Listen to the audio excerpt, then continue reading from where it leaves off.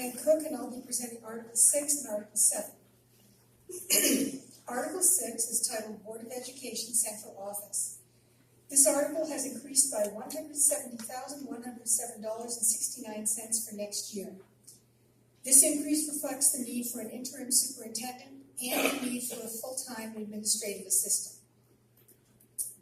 The school committee portion of this budget has increased by $18,151.40. This includes a stipend for a budget coordinator, $5,000, increased legal fees up $8,500 based on some experiences this year. We think we've under budgeted there. An increase in liability insurance, which we don't really have control over, and increased dues and fees, which includes a superintendent search, and that's a total of $4,412. There has been a decrease in the school committee portion, which says Board of Education, by the way, the school committee, of $350, representing an extra stipend that was budgeted for some reason last year and some travel money. The superintendent's office line in the Article 6 has increased by $138,546.71. It's stunning, I know, and it's explained this way. Increasing the administrative assistant position to 5 days a week, but she is not taking any increase in her hourly wage, not even the 2% that most other people are getting, means that this line is up $24,120.32. The salary for the interim superintendent was recommended to us by Maine School Management Association in order to attract a quality person to this position. We've had the lowest paid superintendent in the state for quite some time, and we feel that this needs to happen, to have somebody come here. And third, we have a negotiated agreement with the current superintendent, and that you'll see $25,000 for that. The superintendent's office cut $1,780 in travel, conferences, and similar items. You'll see that in lines 23 to 28. Central office salaries are still being negotiated. There's an estimated 2% increase there, but since they're being negotiated, I can't really speak to that anymore. 2% would be an increase of less than $14,000. And the central office anticipates being able to save $9,225 by reducing costs for phones, supplies, and similar items, which you'll see in lines 36 to 44. And I will take questions. I gotta go first. Yep. When was the administrative assistant's position cut? And How can you run a district 5 days a week with somebody here part-time as the secretary? well, that's what we found out. You can't do it very well. And I will tell you what I have as a rationale for the full-time administrative assistant. It was cut last year in response to the extra money that we had to take out of the budget. The full-time administrative assistant maintains continuity in the central office. This year it will help the new superintendent transition in. And the big thing is it doesn't take time away from other central office staff who have to cover when people call and the administrative assistant is not in. So the other staff not only can usually not answer the questions being asked and has to write down a note, so-and-so will call you back, but it also decreases their efficiency. They've got a job to do, but they're covering the phone calls. So that's been a real problem this year, and I don't see how and you can tell the difference in the office on the days when the administrative assistant isn't there. Thank you.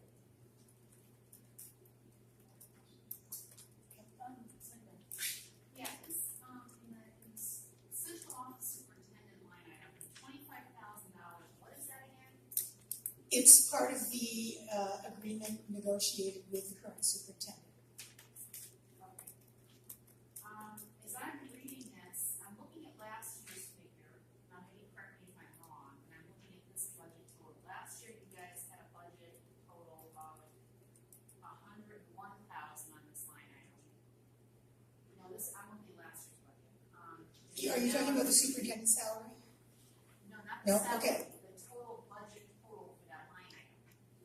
Now Okay. it's $150,000. Right, because $25,000 of that is, and the other $125,000 is what Maine School Management recommends that we put in. That's not saying that that's necessarily what we're going to spend, but we have to attract someone to this district who can help us solve the problems. So we're gonna, so in other words, we're potentially gonna spend $25,000 more for the hiring of the superintendent. It's possible.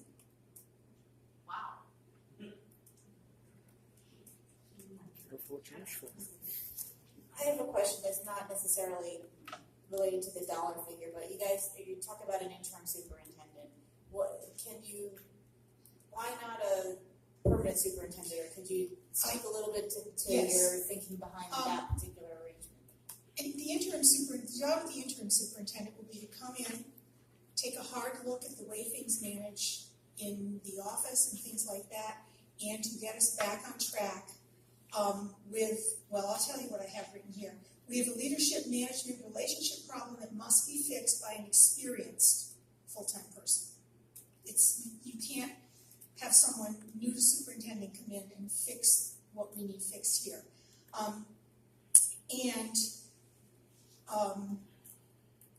Ask me your question again. Just why the interim versus Because it's a different set of skills. And then we will take time next year to advertise for somebody who can come and be here for years and to grow with Winthrop and help Winthrop grow. That's not what we need right now. We need someone to come in and fix some things and straighten some things out and help us get back on track. And it's a totally different, I think, set of skills. And the interim will be for 1 year. They'll come in, fix things, get out, and then we will hire someone who we hope will stay for a longer time. So, That's our plan. Okay. Please, yeah. So, one of the things that Jimmy and I met numerous times with NSMA, which is our, our consulting group for the school board. And they had indicated that the length of time that we had to find a superintendent, that it was not adequate enough. And the superintendent searches usually happen in January. So the pool of applicants Right. is going to be reduced. Whereas they have a list of superintendents who are just interested in being interns. So we felt at that time that with the time constraints that we would look for an interim, have an intern come in, then we are going to set a committee that's going to have community members, it's going to have town council members, it's going to have members of our E-team on it. We need to have a discussion as a town as to what we want our superintendent to look like, what we want our school district to look like moving forward. And to do that in 2 months, it just wasn't possible. So that is why we chose the interim for 1 year. Let's have a thorough search with someone who's going to be here and move our district forward with town and the community wants to see. And I might also add, we had talked, I think in a previous session about, what about can we partner with someone? That can't be done in 1 year.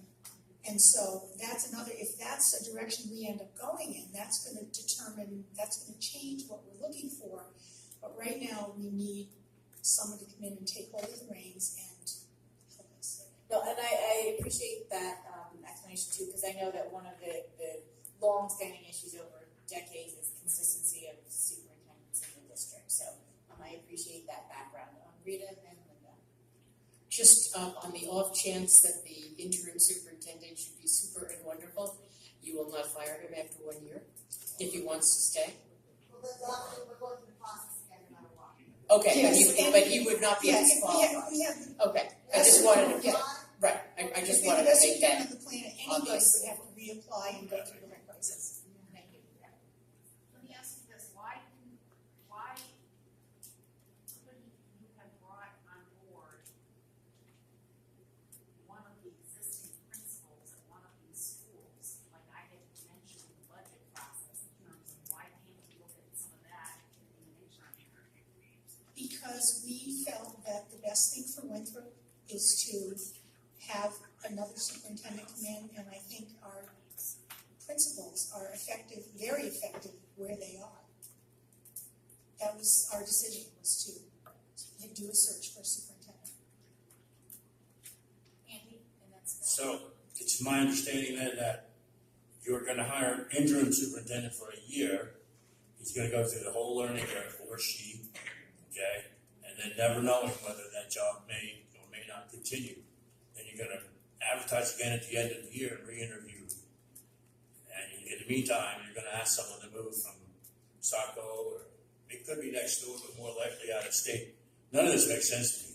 Well, it makes sense to Maine School Management Association, and it makes sense to the pool of people they have who are willing to do this job, Who are experienced. Just doesn't. who are experienced.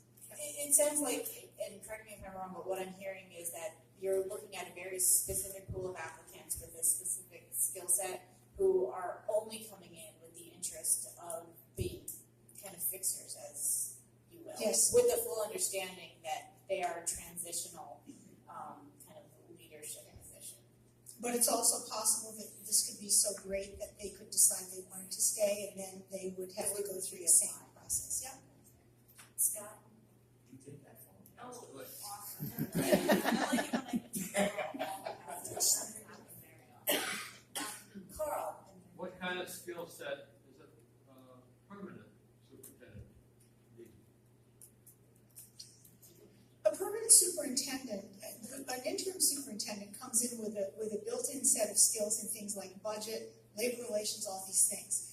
A person in a more long-term superintendent might be somebody closer to the beginning of their career, maybe just starting out, that'll develop these things over time that won't come in with because not everybody has every skill they need in every job when they start.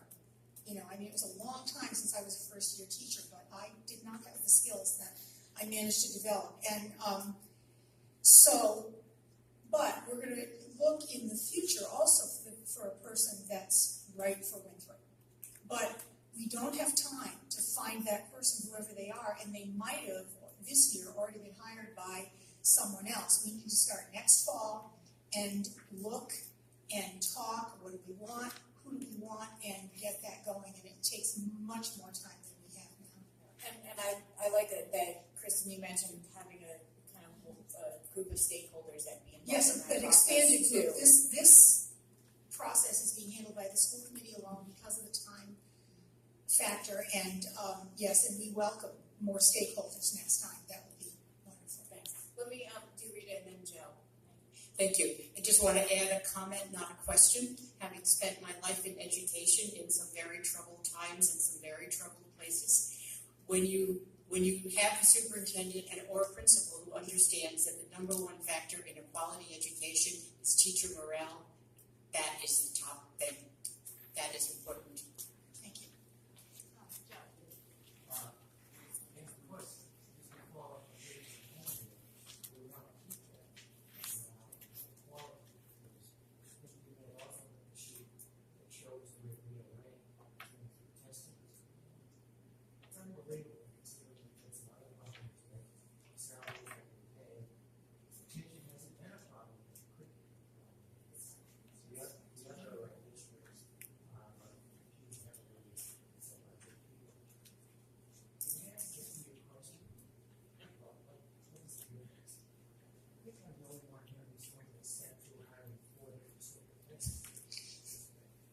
I've hired 4 town managers, so I think we're tied. For the record, Sarah, you finally hit the jackpot.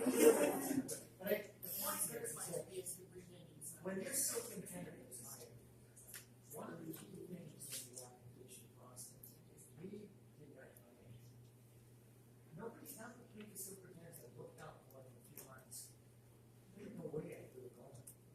We also had things like evaluation, job program, we had proficiency-based education. All of these will come together. We need somebody who wants to set a plan to do that. To work through that plan and get that is priorities. We're different here than anything.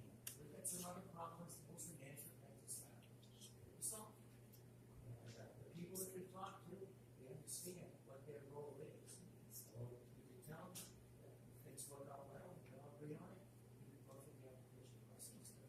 We're very careful to say, you can go through the application process. Elizabeth? I just wanted to just make a quick brief analogy with regards to the interim superintendent. If you think of it, for those of us old enough to remember, the interim superintendent is to the school system as like Iacocca was to Chrysler. came in when Chrysler was going down the tubes and fixed it, and then decided to stay on for a while. And this, whoever comes in, might fix it and then decide they want to stay here because they like it so much. But that's their job. Their job is to come in and be a fixer and then either move on or stay. It's up to them, up to the committee. Go ahead.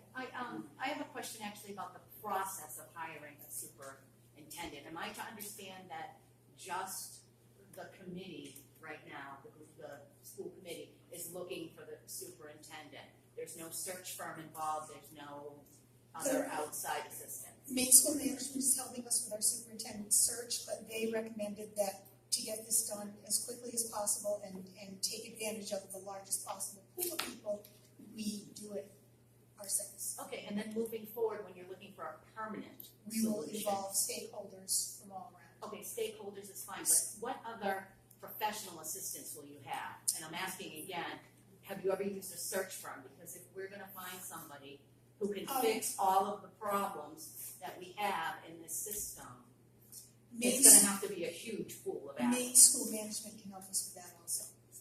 We pay dues to them and they're very helpful. So is this not a national search? I'm just trying to sort of get a feel for the. Yes, It is. it And is. how do we attract the national candidates then? I think No, what I'm asking is there any other professional resource that you use to tap markets that perhaps well, you can't? I'm only in my second year on the board. I haven't hired a superintendent at all, so I'm out of my depth with that Okay, question. just, I will say, at least from the town manager searches we have, and I'm sure it's not dissimilar to the trade outlets that you guys are working with, but when they put the announcements out to nationwide listservs, nationwide publications, and so like when we've hired for town managers, we've gotten applicants from all different states across the nation who are looking and working in that field. So I imagine that, especially for anybody who's looking to relocate to Maine or already is in Maine, that you will get a few of those applicants, but those do go out over pretty wide networks, at least that's been my experience. we school springs and that's national. School Springs, Springs is a software that we use with national calls, so we post a superintendent job, any of them, we've gotten applications from Nevada, Connecticut, Pennsylvania. It is a software that's already there. Okay, so it's mostly via listserv that would become a national? yes. Okay, thank you. Thank you. Any other questions for Meg at this point?